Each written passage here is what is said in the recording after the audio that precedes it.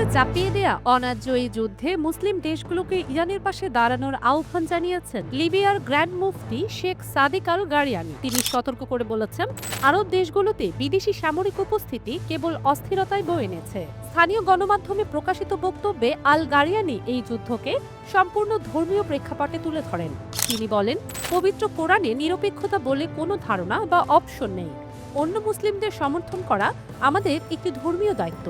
লিবিয়ার অত্যন্ত সম্মানিত শীর্ষ এই ধর্মীয় নেতা বলেন, বিশ্ব শক্তিগুলোকে অবশ্যই তাদের কৃতকর্মের মূল্য দিতে হবে। তিনি বর্তমানে এই সংঘাত থেকে শিক্ষা গ্রহণ করার জন্য মুসলিম উম্মার প্রতি আহ্বান জানান।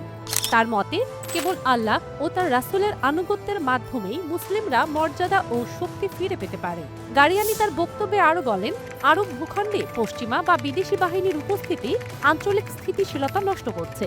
মুসলিম দেশগুলোকে নিজেদের মধ্যে ঐক্য গড়ে তুলে বৈদেশিক প্রভাবমুক্ত হওয়ারও পরামর্শ দেন তিনি। এদিকে এখন পর্যন্ত কোনো আরব বা মুসলিম দেশ ইরানের পাশে না দাঁড়ালেও দোর্দণ্ড প্রতাপে যুক্তরাষ্ট্র ও দখলদার ইসরায়েলের বিরুদ্ধে তাণ্ডব চালিয়ে যাচ্ছে ইরান।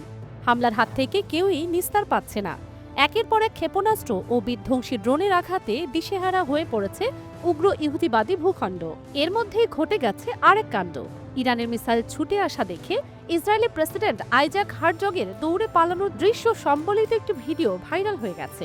আল জাজিরার প্রতিবেদনে বলা হয়েছে, 23 মার্চ উত্তর ইসরায়েলের কিরিয়াত শমনা শহরে সংবাদ সম্মেলন করছিলেন অবৈধ এই ভূখণ্ডের প্রেসিডেন্ট আইজাক হারজগ।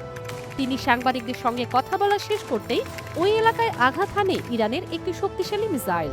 সেই ক্ষেপণাস্ত্র ছুটে আসতে দেখে সাংবাদিকদের রেখে দৌড়ে পালান হারজগ। দ্রুত তাকে নিরাপদ আশ্রয়ে নিয়ে যায় তার সঙ্গে থাকা নিরাপত্তা কর্মীরা। এর আগে সংবাদ সম্মেলনে হারজগ বলেন, ইসরায়েল গত বছরের যুদ্ধবিরতিতে ফিরে যেতে পারে না এবং তাদের অবশ্যই লেবাননের ভেতরে কৌশলগত গভীরতা নিশ্চিত করতে হবে।